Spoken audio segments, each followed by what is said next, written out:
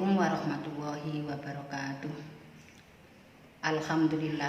Alhamdulillahilladzi arsala rasulahu bil huda wa dinil haq liyudhhirahu 'ala dini kullih wa kafa billahi syahida. Asyhadu an la ilaha illallah wa asyhadu anna Muhammadan abduhu wa rasuluh. Allahumma sholli wa sallim ala Muhammad wa ala alihi wa ashabihi ajma'in, amma ba'du. Itu tahun baru Hijriah. Walaupun kita akui bahwa walaupun itu adalah tahun baru Islam, tetapi banyak di antara kita orang-orang Islam yang justru tidak mengenal bulan yang ada di kalender Hijriah.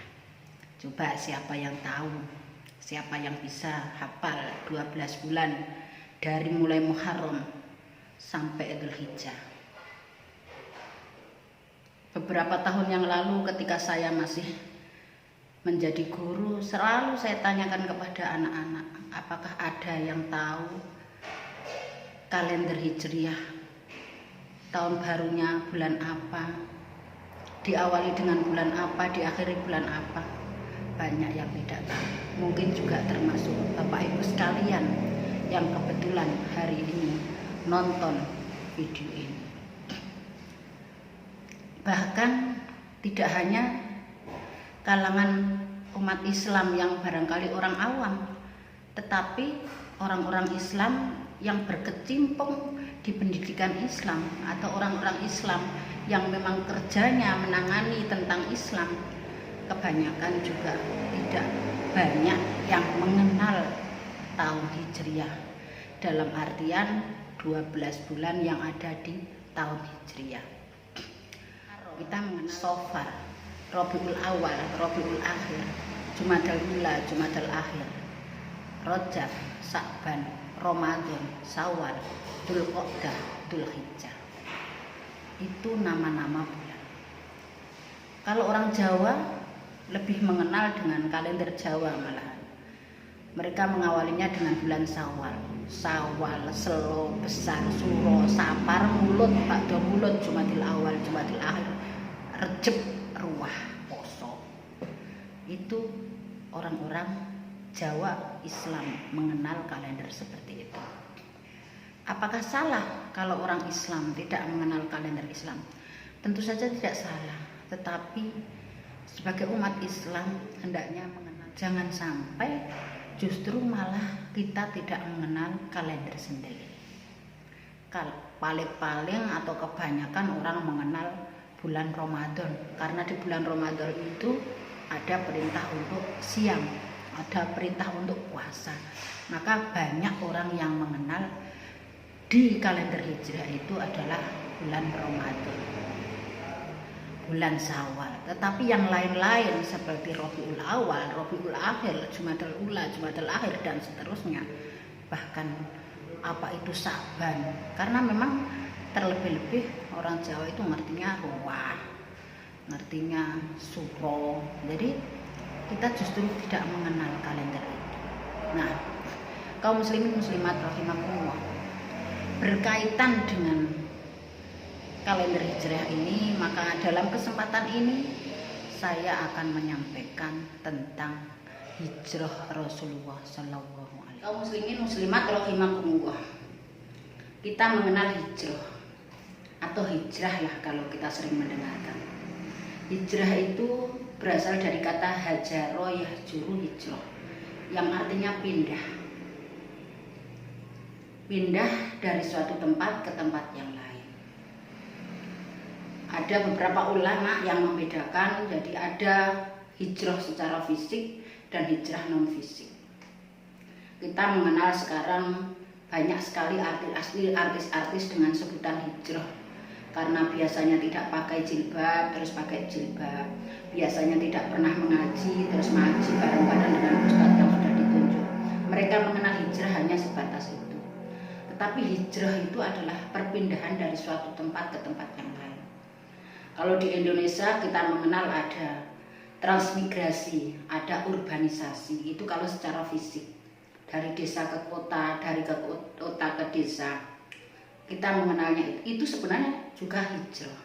Tetapi yang saya maksudkan di sini adalah hijrah yang pernah dilakukan oleh Rasulullah SAW dengan para sahabat Makkah ke Madinah. Tentu saja hijrahnya Rasulullah ini juga berat, tetapi hijrahnya Rasulullah ini adalah suatu perintah dari Allah Subhanahu wa Ta'ala untuk mengembangkan Islam, supaya agama Islam bisa lebih dikenal oleh orang-orang banyak. Karena kebetulan dakwah Rasulullah SAW di Mekah selalu dihalang-halangi, terutama oleh keluarga Abu Jahal dan seterusnya. Tetapi tidak hanya itu, Rasulullah SAW diperintah pindah ke Madinah. Yang ini kita sebut dengan hijrah. Hijrahnya Rasulullah bersama para sahabat-sahabat beliau. Kaum muslimin muslimat rahimakumullah. Kalau tadi ini adalah hijrah fisik yang dilakukan oleh Rasulullah. Bagi Rasulullah mungkin ini adalah berat, karena Makkah adalah tempat bersejarah bagi beliau. Di sanalah Rasulullah mengembangkan ajaran Islam dengan berbagai rintangan kafir kaum Quraisy. Dan bahkan di sanalah istri tercinta Khadijah wafat. Maka bagi Rasul sebenarnya ini adalah berat, tetapi dengan pemikiran yang lebih luas supaya agama Islam lebih tersiar, dan datanglah ke Madinah. Dan akhirnya memang betul-betul terjadi, Rasulullah hijrah dari Mekah ke Madinah, dan di Madinah sudah disambut gembira oleh orang-orang Madinah yang kita kenal dengan kaum Ansor, kaum penolong Rasulullah SAW. Mereka memberi tempat kepada Rasulullah SAW dan para sahabatnya yang hijrah pada waktu itu. Dan terbukti agama Islam menjadi berkembang karena peristiwa hijrah ini. Kaum muslimin muslimat rahimakumullah. Ternyata ketika Rasulullah hijrah dengan diikuti para sahabat, tentu saja niat mereka berbeda-beda. Ada yang murni karena mau mengembangkan Islam seperti misi yang dibawa oleh Rasulullah SAW, tetapi di antara para mereka juga ada yang punya niatan lain. Mungkin ada yang supaya di sana ketemu dengan jodohnya. Mungkin di sana nanti akan ketemu dengan usaha. Kalau niatnya berdagang, maka dia akan mendapatkan perdagangan yang baik di sana. Kalau hijrahnya kebetulan kok niat supaya ingin mendapatkan jodoh, maka hijrahnya juga akan mendapatkan apa yang diinginkan. Sami itu Rasulullah SAW. Saya mendengar Rasulullah SAW yaqul, bersabda, innamal a'malu binniyat. Sesungguhnya semua amal itu tergantung niatnya. Wa innamal likulli imri'in ma nawa. Dan segala sesuatu perkara itu adalah sesuai dengan apa yang diniatkan. Faman kana hijratuhu ilallah wa rasulih. Barang siapa yang hijrahnya untuk Allah karena Allah dan Rasulnya. Nah, para ulama menyampaikan bahwa hijrah untuk Allah artinya untuk menegakkan agama Allah. Hijrahnya niat ikhlas supaya Islam berkembang. Hijrahnya tulus karena mengikuti apa yang disampaikan oleh Allah Subhanahu wa Ta'ala. Hijrahnya seseorang dari kedoliman menuju kebaikan. Dari hal-hal yang tidak baik, hijrah menjadi yang lebih baik, yang lebih dekat kepada Allah Subhanahu wa Ta'ala. Ini adalah hijrah untuk Allah. Wa rasulihi, hijrahnya untuk Rasulnya. Kita pindah, kita hijrah, kita pindah karena mengikuti aturan sunnah-sunnah Rasulullah. Kita mengikuti apa yang disampaikan oleh Rasulullah. kita hijrah, kita pindah dari akhlak yang tidak baik menjadi akhlak yang terpuji yang dibawa oleh Rasulullah Shallallahu Alaihi Wasallam. Fa hijratuhu ilallah wa rasulih. Maka hijrahnya ya untuk Allah dan Rasulnya. Wa makanat hijratuhu ila dunya. Dan barang siapa yang hijrahnya, pindahnya untuk mengejar dunia, yusibha, dia akan mendapatkan dunia.